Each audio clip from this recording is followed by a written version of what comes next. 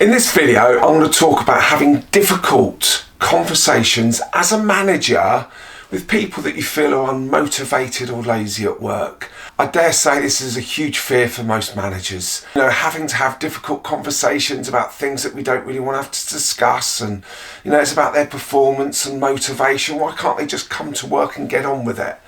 But I'll explain exactly how to have these types of conversations that will give you the competence and the confidence to feel at ease in having these conversations. What is driving a person's poor performance or behaviour? If they're not being motivated or engaged or lazy, the trouble is with them, trouble is with they.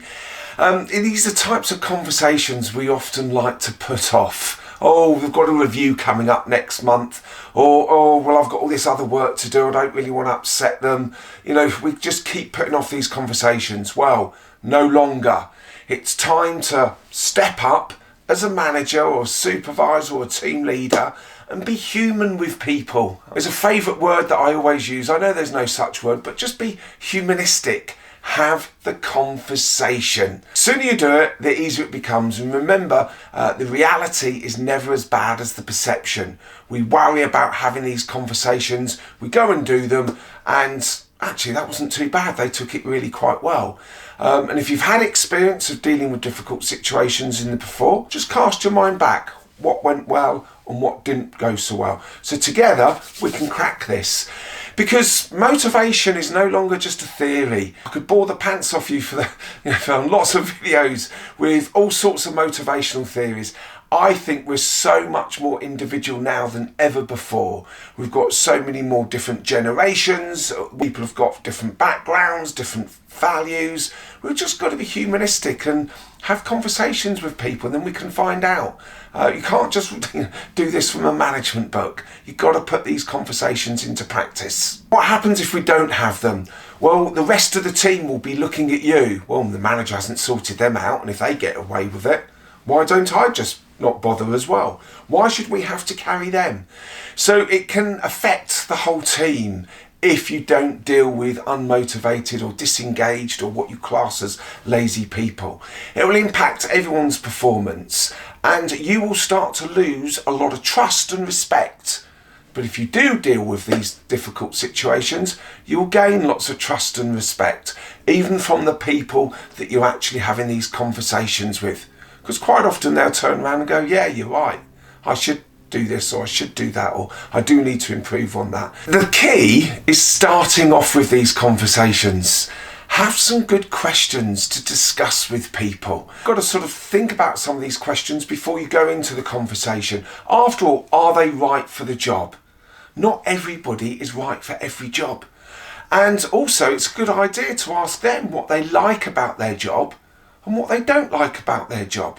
Then you get to understand how they see things. It's a form of emotional intelligence, looking at the situation through their eyes.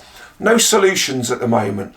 All you're doing is just trying to get information out of them based by asking them some really good questions. Do they feel that they get enough information from you? Do they feel that they get the right level of feedback or recognition from you? Do they feel that they utilise all their skills? Have they got any other talents?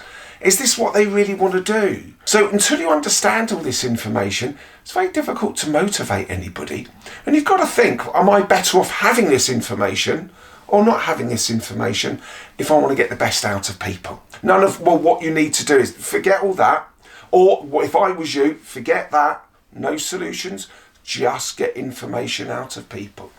Ask them what they think they contribute to the team, what they contribute to the organisation or the department or the company. How do they feel they interact with clients and customers and suppliers? And get a feel for how they see things. Plus, what do they think of you as the manager? I'm not asking that. Well, you need to. Not straight away. But as I said, if you ask them, do they feel that they get enough information? How do we work as a team? You'll get a feel. And also, it's good feedback for you. Who's the best person to tell you if you're a good manager? You never know what they're going to come up with. And you really got to get to know your people. Be more human. Yeah? Be humanistic. As I said, I know there's no such word, but but it's really important that we are. So be brave and ask the tough questions, and then you can do something with the information. A couple of my experiences on this. I had a manager that asked me which gave me some tough feedback. And the words were along these lines: David, we like having you round in the office. You're good fun to have around. Because I've always liked to have a bit of a smile and a joke and a bit of fun. And she said, let's say your work is satisfactory. But you must be the biggest pain up the backside I've ever had to manage, David. Please let me find you another job. And she was so right. I was in the wrong job. I was bored. I've always been an enthusiastic person, but I used to have to sit in an office and write financial planning reports. It was quite interesting, but it got to lunchtime. I was bored senseless, and she helped me to go and find another job. She had a difficult conversation with me, and I'll never forget that manager, Sarah, and I owe her a lot. So thank you, Sarah. And actually another Sarah had another conversation with me, and she was my HR director. And she sat me down and said, why did you join our organisation? Because the job wasn't going well after a couple of months. And so she was having a really difficult conversation with me. And I thought, oh my goodness, which way is this going to go? And I said, well, what do you expect me to say? And she said, the truth. So I told her the truth. I wanted to go and do that job for 2 years, and then I wanted to set up my own training business. And she said, if you promise to give me 2 good years, I'll enable you to do that. I've never ever thanked someone enough. And that's another Sarah that I'm still in contact with, and I would always class her as a great mentor. So there's 2 good examples where people have had difficult conversations with me. The ones that I've had, well, I took on a team, and there was 15 of them, and there were salespeople. 8 of them, they could not sell ice cream on a hot day. They just weren't suited for the job.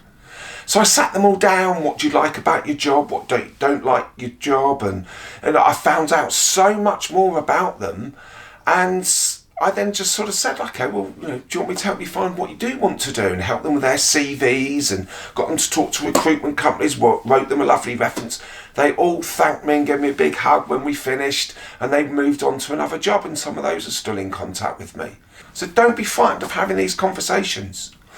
I had one challenging one that I had to do, is that somebody resigned, and he was moving from a job where he was going to go from there to there, okay, just a little step up. And I said, come on, we work much better together. If I mentor you and coach you and give you a lot more experience and knowledge, in 9 months you'll be able to go from a job not just to there, but you'll have the experience and the knowledge to move to there. And he did. He stayed, and we worked together, and he stayed for a lot longer. He there again was just, I want more responsibility. I want to get more involved. He was very ambitious. So unless you have the conversation, and we perceive it as a difficult conversation, you're never going to know. So what next? What is the solution?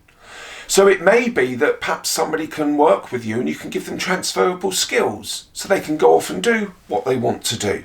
That's a really good way of engaging people, to get them to always see what they're learning.